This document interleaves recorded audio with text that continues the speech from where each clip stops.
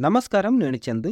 సాధన పంచకం మానవ జీవితాన్ని సక్రమ మార్గంలోకి మరల్చడానికి ఆది శంకరాచార్యులు చేసిన రచనల్లో సాధన పంచకం ఒకటి. ఇందులో ఉన్నవి 5 శ్లోకాలే.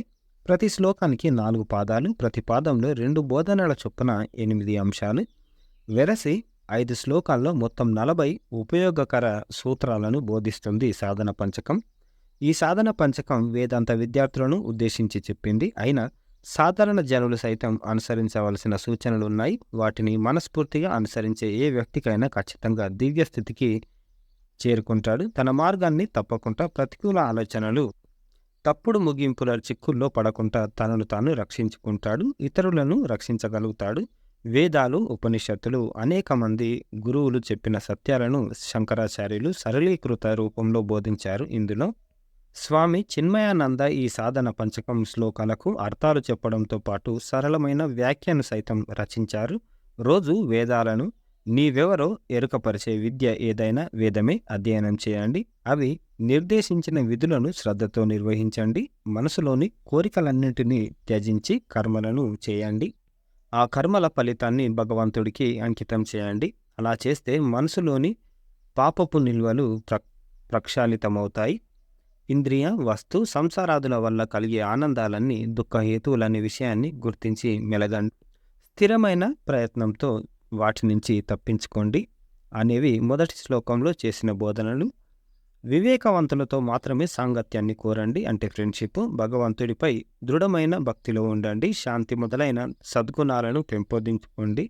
కోరికలతో కూడిన చర్యలను విడిచిపెట్టండి. అందుకు మార్గం చూపే సద్గురువులను ఆశ్రయించి ప్రతిరోజు ఆయనను సేవించండి. నిత్యం ఓంకారాన్ని జపించండి. తద్వారా ఉపనిషత్తుల భావాల లోతును తెలుసుకోండి. ఈ బోధనలు 2వ శ్లోక సారాంశం. సత్యపథాన్ని ఆశ్రయించండి. అనవసర వాదనలకు తావివ్వకండి. ధార్మిక గ్రంథాల్లో చెప్పిన విషయాలను అనుసరించండి. ఈ శరీరమే నేను అనే భౌతిక భావాన్ని వదలండి. దాని స్థానంలో నేను బ్రహ్మస్వరూపుణ్ణి అనే ఆధ్యాత్మిక వైఖరితో మెలగండి. భ్రమలను, దురభిప్రాయాలను విడిచిపెట్టండి. పండితులు, జ్ఞానులతో వాదనలకు దిగకండి అనే బోధనల్ని 3వ శ్లోకంలో ఇమిడిచి రచించారు. ఆకలి అనేది నిరంతర వ్యాధి. దానికి భోజనమే సరైన ఔషధంగా గుర్తించండి. రకరకాల తిళ్ళు తినకండి. ఆ ఔషధాన్ని భిక్ష రూపంలో కానీ కృషి చేసి కానీ మాత్రమే సమకూర్చుకోండి. రుచికరమైన ఆహారం కోసం అర్రులు చాచవద్దు. లభించిన దానితో సంతృప్తి చెందండి. జీవులన్నిటి పట్ల దయతో మెలగండి.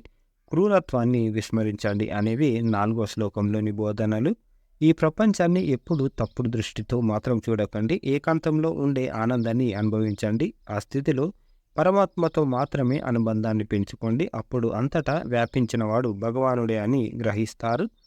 తరువాత పరబ్రహ్మంతో మీలోని ఆత్మను అనుసంధానించండి. ఆ స్థితికి చేరిన వారు ఆనంద స్వరూపులే అవుతారు అంటూ 5వ శ్లోకాన్ని ముగించారు అని అయ్యగారి శ్రీనివాసరావు గారు రాసిన అంతర్యామి ఇది.